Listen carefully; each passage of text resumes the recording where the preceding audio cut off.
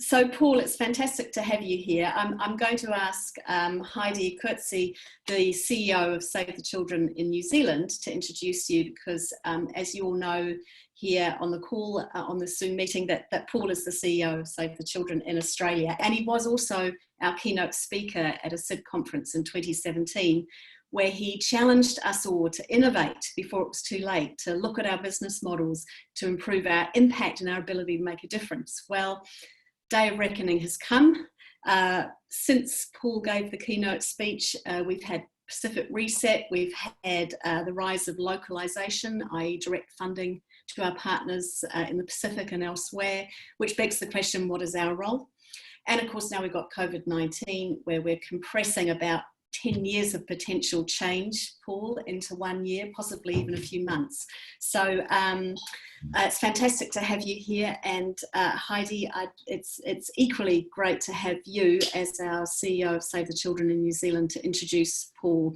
Paul will give a presentation and then we'll have a Q&A session afterwards. So Heidi, thank you. Thank you, Josie. Good afternoon to you all from a beautiful but grey Kapiti Coast. I'm not sure about you, but it's quite daunting to think about how much our world has changed over the past weeks. Just even by looking at our language, we are living in a world with a lot of new jargons and realities, alert levels, lockdown, dobbing in, the new normal. So with that, it is my pleasure to introduce Paul, my colleague from Australia, to one of our CID lunchtime sessions. Josie, you've stolen some of my thunder because I was going to say that Paul joined us for the conference a couple of years ago. But Paul has a very diverse background in government, private sector, as well as domestic and international NGOs. So to name a few, he was a co-founder of one of Australia's first online companies assisting the tsunami-affected people in Sri Lanka. First Assistant Secretary responsible for office work and family in the Department of the Prime Minister and Cabinet. Worked for World Vision and Urban Seed. Now, Urban Seed was an innovative and dynamic NGO that provides a range of services to marginalised people in Melbourne. And of course, now the CEO of Save the Children. And as you've seen in the note that went out to everybody, also the author of a book. Paul is married with 3 children, and in his spare time enjoys playing basketball, cooking and hiking. Paul's experiences gives him unique insights into the world's most significant social and economic political changes. So I'm handing over to you, Paul. Thank you very much, Heidi, and it's fantastic to be back with my friends from across the ditch, as it said. It seems amazing that it was back in November 2017 that I attended your annual conference.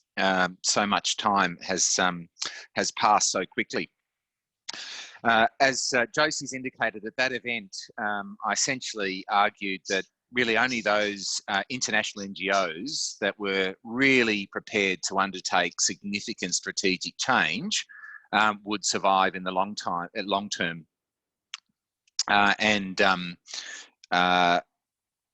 Josie, we've got the slide. Have we got there we go. The slides are up. That's excellent. Thank you. So it was only those international NGOs that were really willing to engage in deep strategic change that would survive into the long term.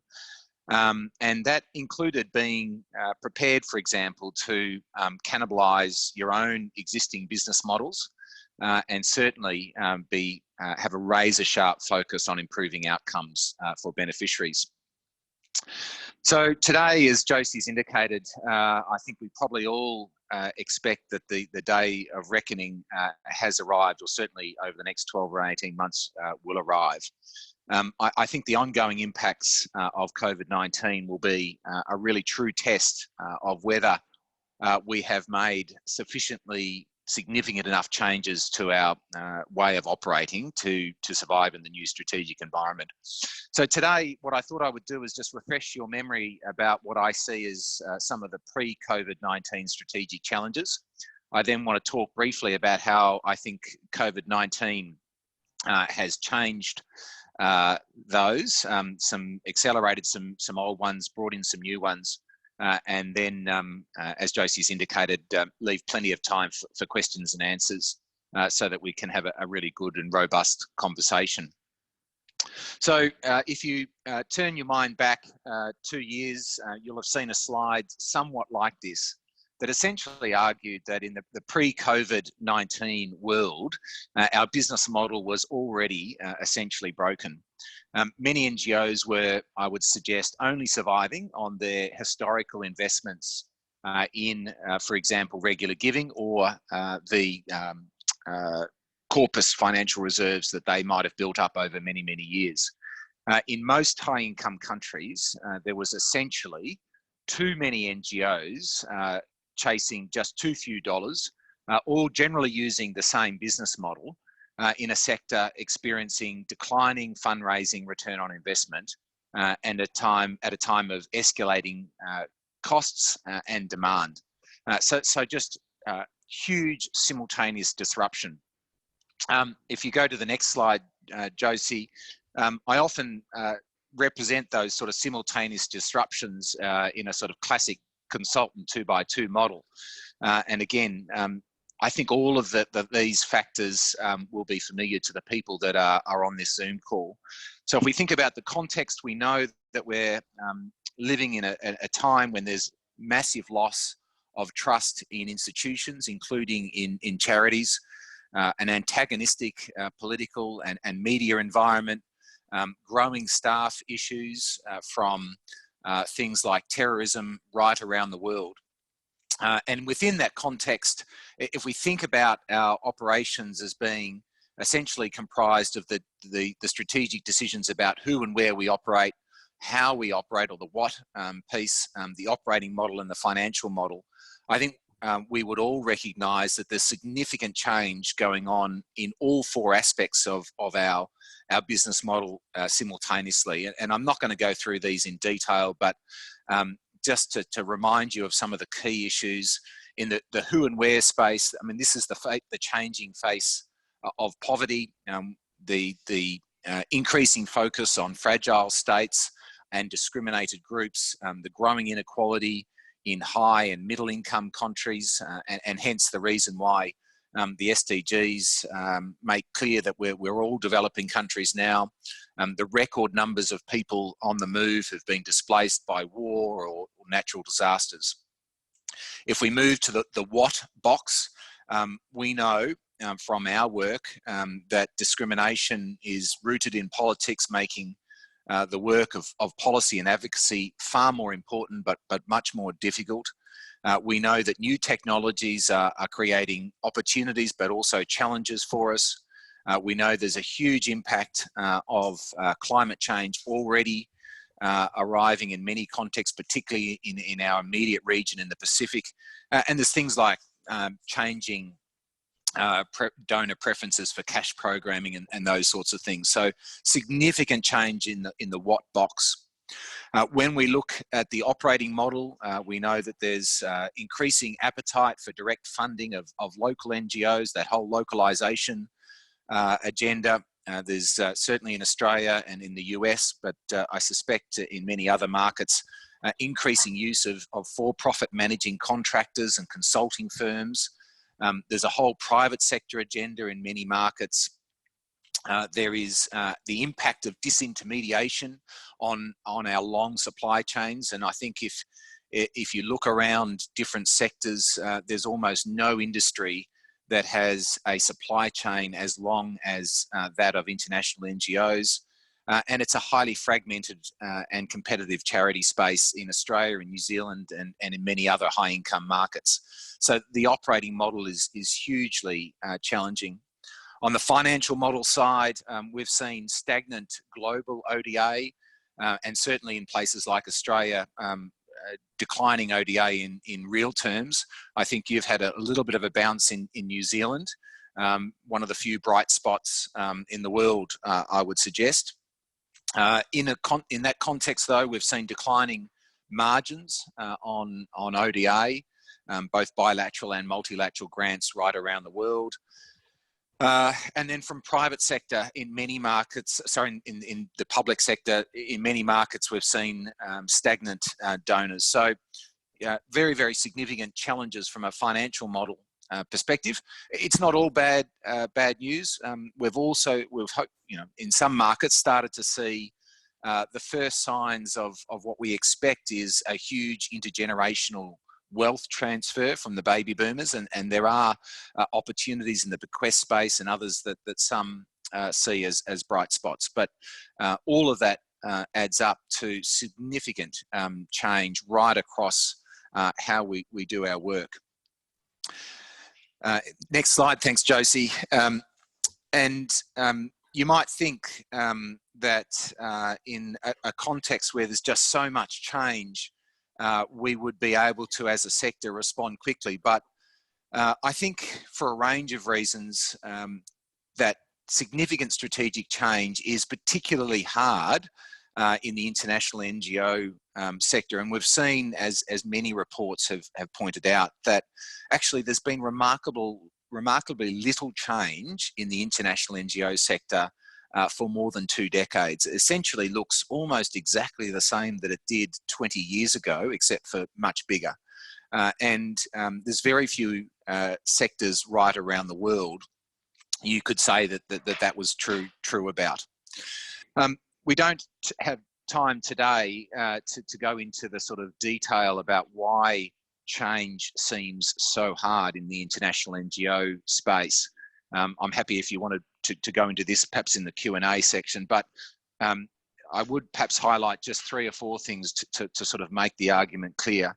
I think boards and, for the most part, management teams haven't done enough work on the implications of the long-term strategic trends that they're experiencing. Despite, if I'm being brutally honest, the rhetoric about mission, most boards and management teams prioritise the organisation over the mission. And there's just a real lack of incentives for both boards and management teams to make significant changes before value is destroyed. Many organisations are living hand to mouth, so even if they want to do significant strategic change, they have very limited financial resources to be able to afford that change. And so in a context where you have declining fundraising efficiency and a lack of other sources of significant financial capital, that sort of radical strategic change is very hard to finance. And then, of course, in all of that, donors have generally starved charities of the capital that they need. It was really interesting that in the wake of the bushfire crisis in Australia, where we raised over $500 million from the public for the bushfire response, one of the first stories after all of that money had come in was a real media storm around the Red Cross taking just 10% of those funds to pay for administration. There was a sense that somehow taking any money to pay for the proper administration of that huge amount of bushfire funding was immoral. And it was a really difficult time for the Red Cross. They pushed back, I think absolutely appropriately, but it was a very challenging time from a reputational perspective. And that really just, I think, underpins some of the struggles that we have from donors, but ones that we actually often also reinforce ourselves by the way that we highlight our own ratios to donors as being the key way that they should judge us. Charities have also systemically underinvested in IT for decades, I would say, and they generally failed to invest in the professional development of our people. And what that really means is that when you are suffering from significant change, you have neither the systems nor the people with the capability to help you work through that change. And so we've really sown the seeds of our own destruction. And all of that, and probably quite a few other factors, means that the sector is just woefully unprepared for the strategic challenge that happened pre-COVID, let alone what we are now seeing post-COVID, which has arrived. which is the next slide, Josie, just a big picture of the COVID. I don't know what is it? Molecule, I suppose. Next slide, thanks, Josie. So, what's going to be the impact of COVID-19? Look, I don't want to say today that I am able to sort of stare into the crystal ball and say with certainty what the changes will be. I think there are some things that we can definitely say are going to be true, and most of those are the acceleration of pre-existing trends, pre-existing strategic trends that COVID will make worse, plus a few new ones. And I will have a go in just a moment at staring into that crystal ball and guessing what some of those new trends might be. But before I go there, it is clear to me that some of those pre-existing trends that we faced will be dramatically accelerated by COVID. So I think we can expect a further decline in the return on investment from fundraising. And I think that will be both from a sort of public perspective. So I think we can expect donor attrition in many of our markets to increase.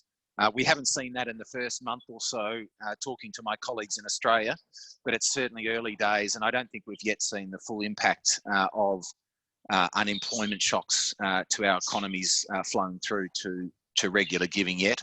But I think we will definitely see it in structured philanthropy, in major donors, and in corporate philanthropy.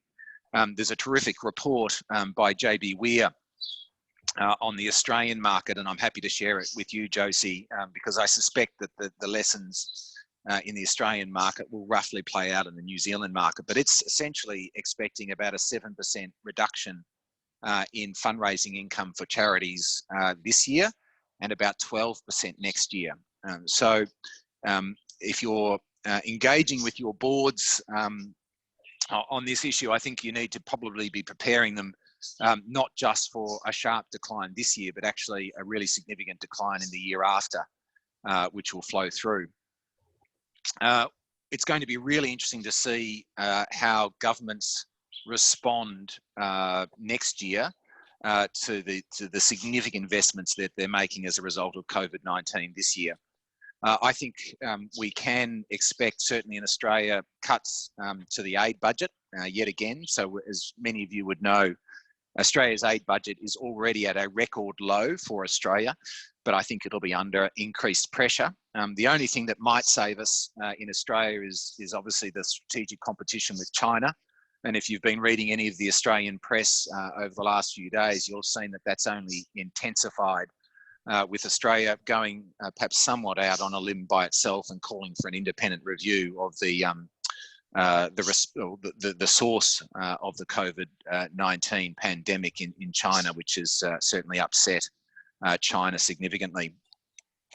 Whatever happens to budgets, I think we should all be prepared for increased pressure to demonstrate value for money.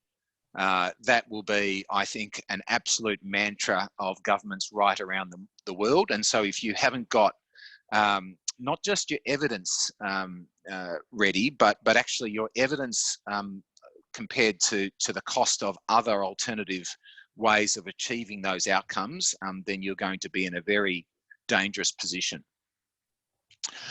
I think we can expect that all things digital will be accelerated by COVID. We're already seeing that, a massive interest in edutech. In fact, when you saw the massive declines in the stock markets around the world, the stocks that went against that were the big global digital stocks like Facebook, but also almost all of the edutech sector increased as people realised that actually investment in digital-based technologies was likely to take off as a result of COVID-19. So if you're not deeply thinking about edutech and e-health and fintech as a way to increase your efficiency and effectiveness, I think you're going to be in a dangerous place again. Going back to my previous point about value for money, one of the key ways that we're going to be able to demonstrate greater value for money is by being able to deliver a greater proportion of our existing programming digitally. So again, a really significant challenge for many of us where we've underinvested in our IT systems. I think we're going to see significant sector disruption as the financial and operational pressures start to bite. It won't happen in the next month or two, but I think it will happen over the next 12 to 18 months. I wouldn't be surprised if up to 25% of Australian charities are not viable as a result of the financial impacts in Australia of COVID-19. So some of those will be able to be just essentially put to sleep, I suspect. They'll effectively not fold per se, but wind down, go to sort of a volunteer-only model where they really wind back their impact and operations. But I think we'll see many sort of middle-sized NGOs and larger NGOs start to be in really deep financial pressure. I think some of the changes that we've seen to travel and the increased demand for remote flexible working, that's likely to be around for the long term. I'm sure many of you on this Zoom call will have struggled with the response to Tropical Cyclone Harold and the localisation of our response there. I think that we learned some fantastic things, are learning some fantastic things in relation to that response, but I think lots of those lessons will need to be put in place for the long term. And we'll rethink things like our offices. I was speaking to a colleague, an ex-colleague who worked with IBM. Years ago, they went to a 7-to-1 ratio for desks. That is, for every one desk that IBM would have in its offices around the world, they would expect to have 7 employees using that desk. That was the degree of remote working pre-COVID for IBM. I think many of us have been well behind that, and we can expect to see some significant step up in the way that we're using much more intensely the offices that we have, and then there'll be opportunities for cost savings there. I think another big factor will be the change to traditional media. We already saw that in decline, but the revenues to traditional media have been cut by around 80%. Just in the last 4 to 6 weeks from a real drop-off of advertising. Interestingly, at a time when the demand for their product has been going up, at least digitally. So it's been not all bad news. They have had an increased subscription for their digital product, but actually that's been nowhere near enough to make up for the lost advertising and paper-based forms. And the research that I've read suggested that up to 50% of that advertising won't come back to traditional media. And that's going to radically change the traditional media market and represents really significant challenges for those of us that rely on those traditional media forms to get our message out, either our fundraising message or our policy and advocacy messages. So the question will be, how do you get cut through when traditional media has become even less significant? And social media platforms are even greater than what they were pre-COVID. So as you can see, most of those are pre-existing trends that have only been accelerated or will only be accelerated by COVID-19. And Josie, if we go to the next slide, I want to sort of now turn to those trends that I think will be perhaps new challenges, and again, perhaps not entirely new, but certainly ones that will be much more on our radar or need to be much more on our radar. The first piece is the increased instability from economic and social impact of COVID-19. And we're already starting to see these in countries with weak governments, with pre-existing economic problems. The economic impact of COVID-19 will be to lead to really significantly increased instability. We're already seeing that, for example, in Lebanon, where the pre-existing economic problems have been already exacerbated by the shutdown of the economy as a result of COVID-19. As food supply chains start to break down, as we see the reduction in government revenue from falling oil prices, particularly in the Middle East, and as we see other social and economic impacts hit, I think we can expect to see a range of states, including countries in our immediate region becoming more fragile with higher degrees of violence. Now, that's going to make what's already a very difficult operating environment for us in many of these countries even more difficult. And I would challenge all of us to be thinking through how we start to do program delivery in that sort of increasingly tough environment. The second, perhaps more on the good news side, is this changing Overton window. For those of you who have heard of Joseph Overton, he was an academic who essentially suggested that in any given context, the political choices open to a government were limited by culture and a whole range of other factors. What we have seen in just the space of a month is that Overton window has greatly changed. Things that certainly would never have been seen as possible in Australia, certainly not by a Conservative government, have been thrown out the window, and we've seen massive injections into the economy. We've seen a doubling of unemployment benefits, something the government refused to do for years beforehand, happen overnight. So there is, on the other side of the coin, an opportunity for us as a sector to really push some policy and advocacy objectives that perhaps were not possible or were really just a waste of time before COVID-19. That's on the positive side. On the other side, of course, we might see COVID-19 as being used as just a new excuse for nationalism and isolationism and anti-immigration policies. Again, I would, let's keep an eye out for this. It'll change depending on, or differ from country to country, and from political leader to political leader. I don't think your Prime Minister will go in for a renewed nationalism, isolationism or anti-immigration policy, but it is certainly possible in Australia, and we've already seen it in places like the US. I think there could be some change in thematic focus by institutional donors.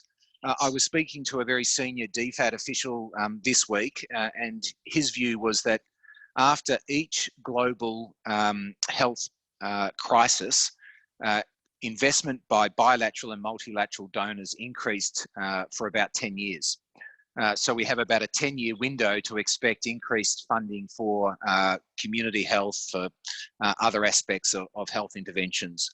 So that's some good news. But again, unless we're able to keep that message right at the forefront of donors' minds, it's likely to fall off. I think there is likely to be even more appetite for cash transfers.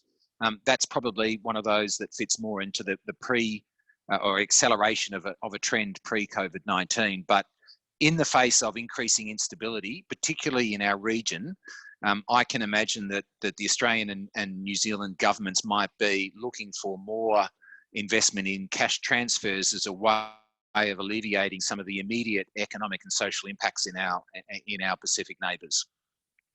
We're also going to see some really significant geopolitical changes. I won't suggest that I can really call these out at the moment, but the massive decline in oil revenues is really going to have a shake-up of a range of OPEC countries, Middle Eastern countries, Russia, Brazil, those sorts of places. Their government budgets rely on oil prices. In the case of Saudi Arabia, I understand to break even, they need an oil price of about $80. For those of you that follow the oil price, it actually tipped into negative territory for a brief moment, I think last week. So if you are a government in any of those countries, you are without significant financial reserves, you are in real problem. So these are some really interesting trends, I think, that we need to keep a close eye on over the coming weeks and indeed months. So that's a very quick move through a whole range of issues, and I'm sure, Joseph, if we go to the next slide, many of you will be sort of saying, well, that's a pretty overwhelming list of issues, Paul, to have to cope with, and even to try and describe to my board members and senior management teams. How do I respond in the face of so many strategic challenges? Well, I I guess, suggest at the outset that the day of reckoning was arriving, and you know, there is no two ways about, in my view, the size of the challenge ahead. But I think that we do need to be thinking about it in a sort of now, next, later type of framework. What are the things that we've got to do right now? What are the things that we need to be prepared to do next? And what are the things that are still really important, but perhaps we can delay for 6 or 12 months? So in the sort of immediate bucket, I would say making sure that you've got the right leadership and talent. There's no doubt in my mind that the single most important quality for an organisation to be able to respond to rapid strategic change is the quality, the professionalism of their people. So making sure that your senior team is strong, that you've got the right technical resources is really important. The sort of second piece is making sure that you can do immediate improvements to your BAU, your business as usual, that gives you as much time as you can to do the longer term strategic changes. So when I'm talking about business as usual, I'm talking about optimizing your existing fundraising methods. I'm talking about changing the way that you're engaging with your supporters, improving your storytelling, especially on digital platforms, trying to get as much cut through there as you possibly can. And the third area on business as usual is really sharpening your focus on value for money. I can't emphasize that enough if you're going to be chasing government dollars.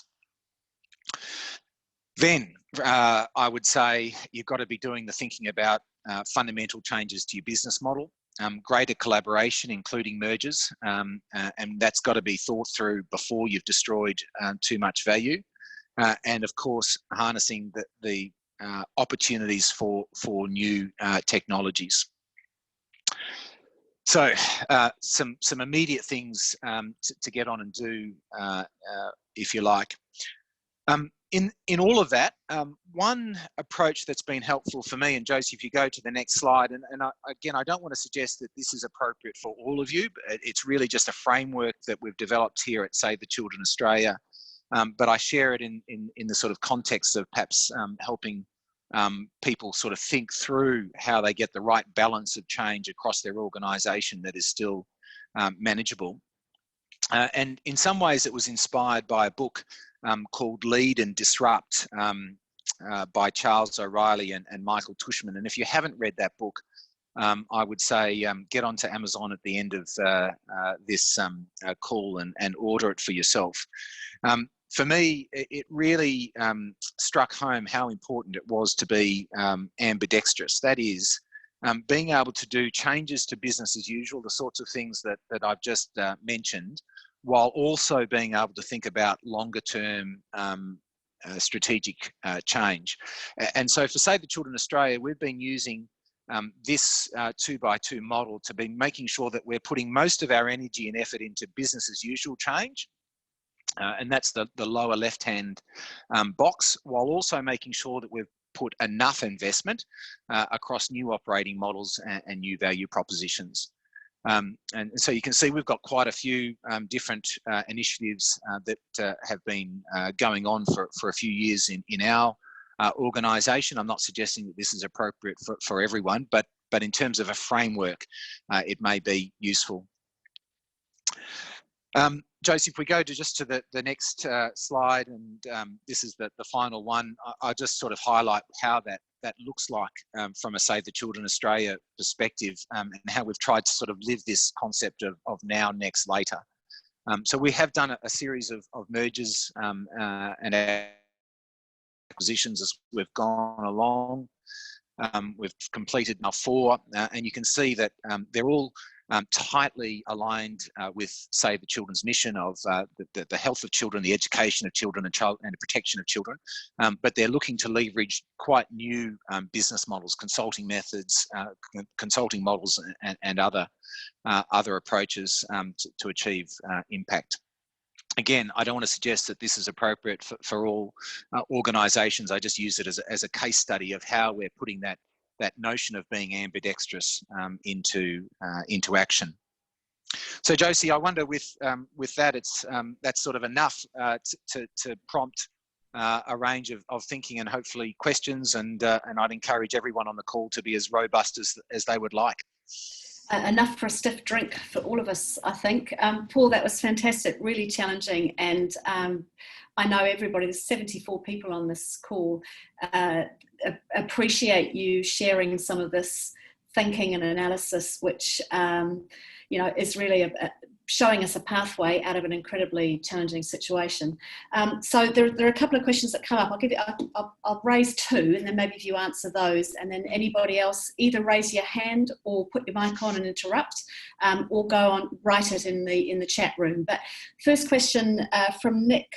Paul, is localisation simply, do you see it as a threat or an opportunity for Australian and New Zealand NGOs? And the second question from Eric is about how do you show, Eric, I'm just going to paraphrase this, but how do you show a razor sharp focus on improving outcomes while also keeping an eye on survival, and another on considering what it is, the nuanced way of the way you do things and what your supporters value. So how do you juggle all of those things while also keeping a razor sharp focus on outcomes, or as you said, value for money? So those two questions first, Paul. Yep. Okay. So, look, localisation. There's no doubt that we have to invest more in our local partners and local staff.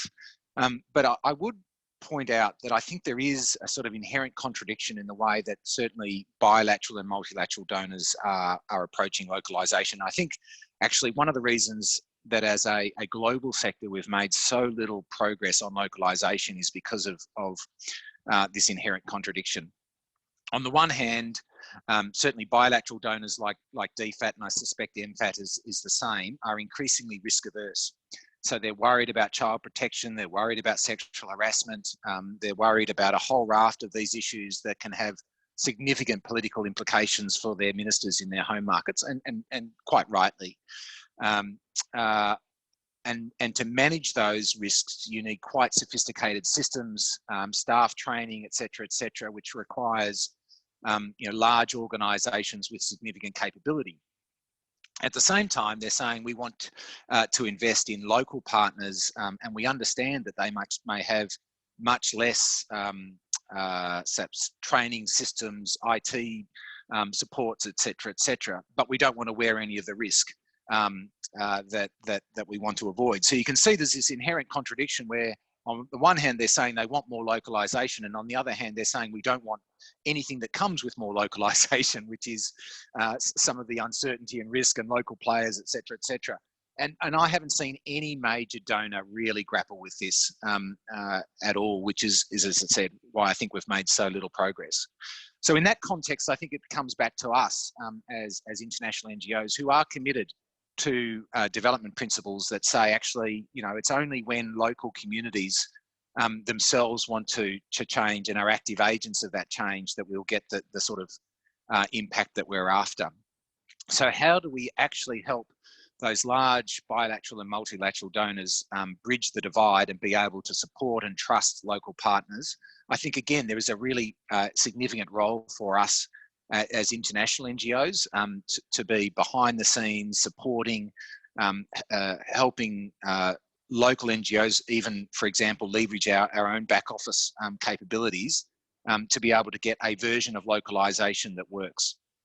So I think, that's a way through the localisation question, and we could probably spend a whole hour just talking about that issue.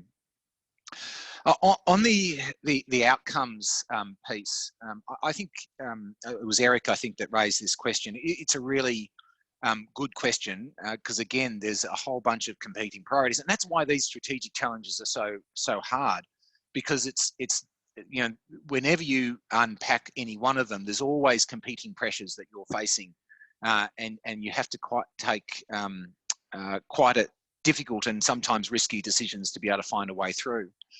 On the outcomes and survival piece and value for money, I would say this is where you need to get a sharper focus on where you have true expertise. So I think too many NGOs, and I think, you know, if I was being honest, I put SAVE into this bucket as well, have tried to do too many things, chasing too much money where we haven't had deep enough expertise.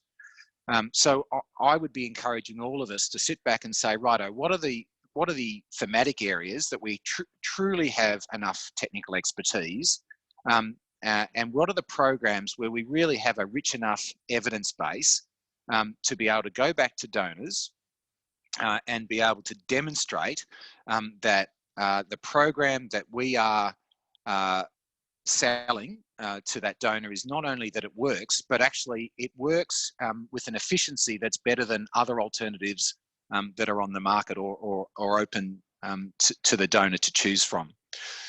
So that requires, as I said, quite a lot of courage, because it means you're going to have to stop doing lots of things. And I've never known any international NGO that's good at stopping things. We're really good at starting things, not very good at stopping things. So that would be my encouragement on that one. Yeah, I think our approach to prioritisation is to prioritise what we're going to do, and we miss out the bit about prioritising what we're not going to do. A couple of questions, Paul, I'll paraphrase them. One is quite an interesting one. Is there an opportunity now to look at, we're thinking sort of geopolitical pressures in our region, to look at some kind of common market, even a kind of European Union type model between Australia and New Zealand, and I'm just going to add to this question, and even include the Pacific. Like, if there's some urgent innovation around us happening politically, that could change the way we work too. So that's the first question. Do you see any potential for rethinking the kind of common market in our region? Secondly, a question about how do we facilitate innovation as a kind of incubator for looking at partnerships perhaps between INGOs, business, academia, government and so on. Do you see a model, a kind of incubator type model that could help us accelerate innovation?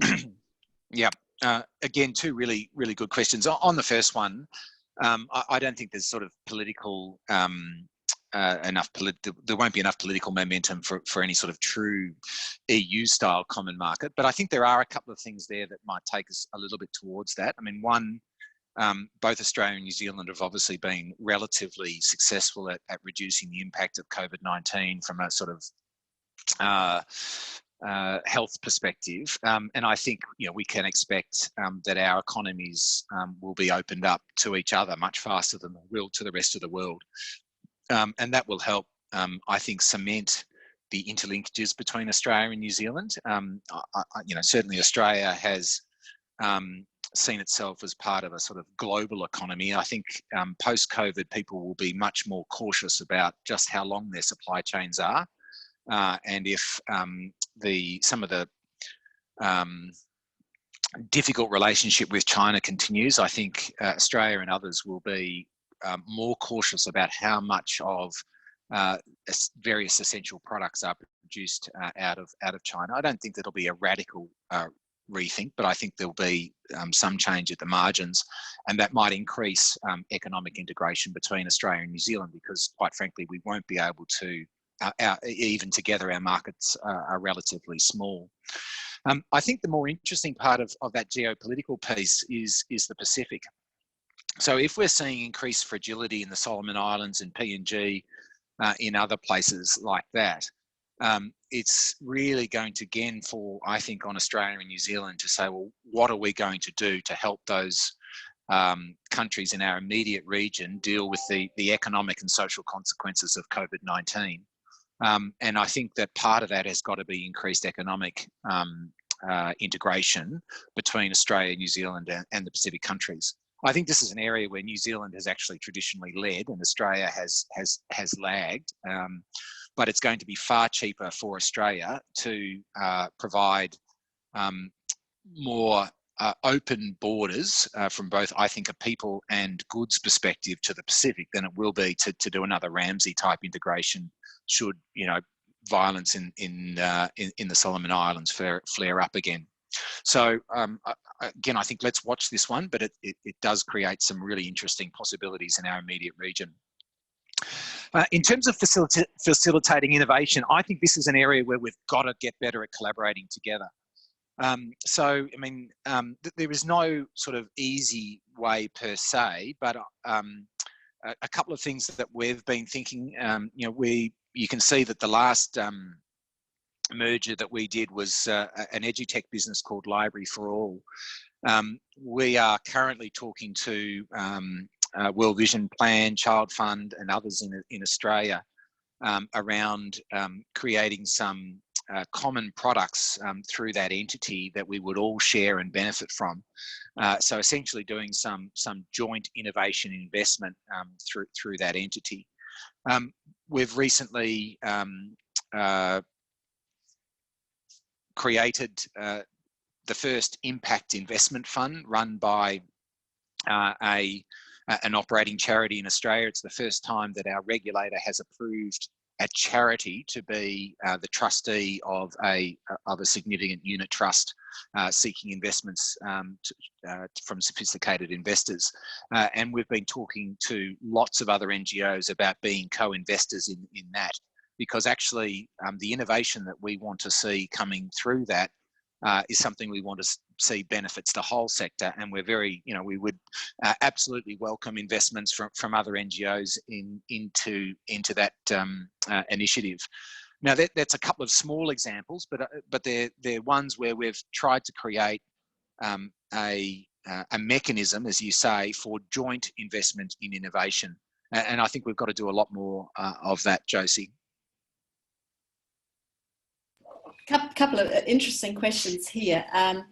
So Denison has kind of added to that. Do you see a potential now with COVID for greater regional cooperation across INGOs in Australia, INGOs in New Zealand, and I would include also Denison in the Pacific too, that actually we can start to model very rapidly that kind of alignment and regional approach rather than just doing it Australia and New Zealand? First question. And the second one, it comes to the heart of some of the barriers to innovation.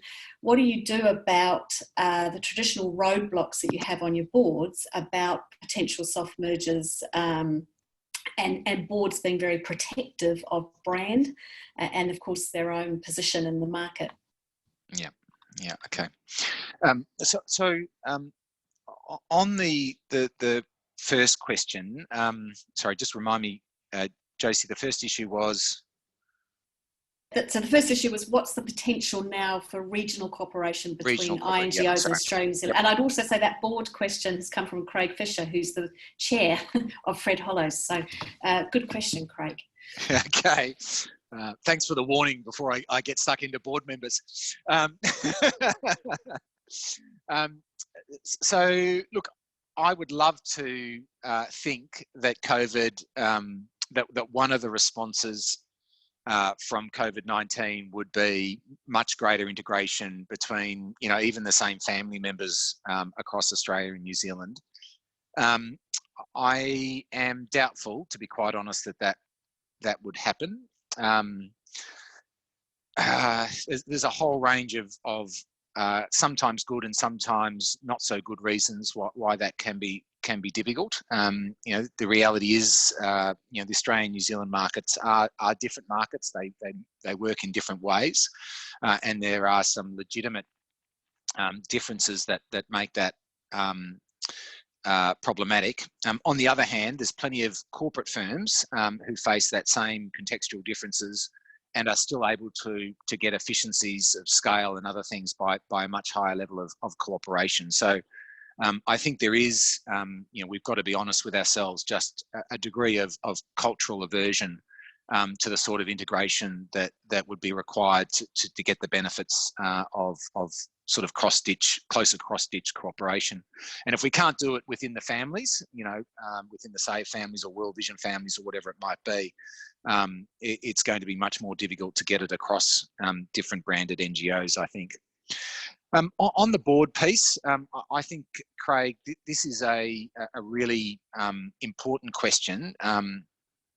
The way I have dealt with this is to try and make the burning platform so overwhelming that it's overcome some of those barriers to change that obviously, Craig, you're familiar with.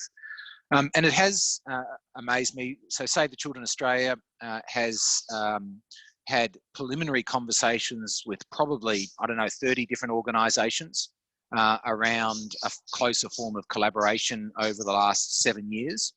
And as you can see, those discussions have resulted in only 4 full mergers, collaboration in lots of other ways, but only 4 full mergers. And I would say that for the most part, it hasn't been management teams that have resisted. It's for the most part been boards.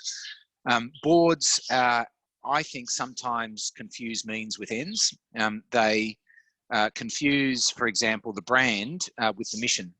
The brand is just a means. The organisational apparatus is just a means. The end is the impact that we're trying to achieve for our mission, for our beneficiaries. And I think too often the concerns around brand, and I often get this issue about, we've got this unique culture piece. I've interviewed hundreds of NGO leaders and staff and others, not just in Australia, but around the world. And I am always amazed at how close our cultures are aligned, not how different they are. But I think one of the biggest issues is directors who, if they're being honest, get a significant amount of personal or a significant part of their personal identity comes from their involvement in a charity board. And they're often very worried about what it would mean in an emerged situation to their ongoing involvement. Now, I think those issues can be eminently managed, and we've managed them through the mergers that we've done, but they need to be brought to the fore, and we need to have an honest discussion that actually, we do have to think carefully about what happens to individual board members and indeed management team and other staff through a merger process. And just in addition to that question, Paul, how do you build up the courage of a board or a management team to potentially close down an organisation, make that tough decision? Yeah, I mean, again, it comes back to the board and management going back to first principles and say, why do we exist as an organisation? Most organisations were created for a particular, social challenge. Some of them have enlarged that social challenge. Some of them have solved that social challenge and then turned around and gone, well, what am I going to do next? Rather than saying, well, actually, isn't this wonderful? Our job has been done. Let's close it down and allow the resources to move to the next social organisation. So we're really poor at stopping things. There's no doubt about that. But if we focus in on the mission, what is it that we want to achieve? And if we're really tough on ourselves about what will create the most impact for beneficiaries, I mean, ultimately, we're all trustees of the resources that are entrusted to us, and we have a fiduciary obligation to have that razor-sharp focus on impact. But actually, in reality, it seldom happens. So I would just encourage boards and management teams to have a really robust conversation about the mission and not about the organisation, and what's in the best interest of the mission, not the best interest of the organisation. Well, that's probably a fantastic place to leave it. We're just up to the hour. It's been a very challenging and interesting discussion with you, and I think the thing that the key takeaway that I take from it is that brand is not mission, and that yes, you've given us a brutal focus, a challenge to focus on our value and why we exist, and if we can't answer that, we shouldn't exist. So have the courage to make those tough decisions. But what you've given us, and I know that people will be asking us, can we share those slides? But we will share, and we've got the recording as well. But what you've given us actually is incredibly hopeful, that there are a number of options. If you consider that we exist and what's our value, Alid, there are a number of options out there that are actually very practical and available to us right now. And so, you know, I'm paraphrasing Craig Fisher, who's paraphrasing Warren Buffett, when he says, you only know who's swimming naked when the tide goes out. And the thing about a crisis like COVID is that it reveals. It doesn't cover up, it reveals. And so this is an opportunity for us. So thank you for being brutal. Thank you for giving us hope. We will distribute the recording to people, and also get in touch if you'd like to contact Paul directly. I know there's some media on the call as well, but huge thanks, Paul, for sharing your insights and your knowledge and your thought at this crucial time. So thanks everybody for making the time. Great to have you, and we'll be doing this again. And take care, stay safe, wash your hands. Thanks very much. Bye-bye. Bye. Bye.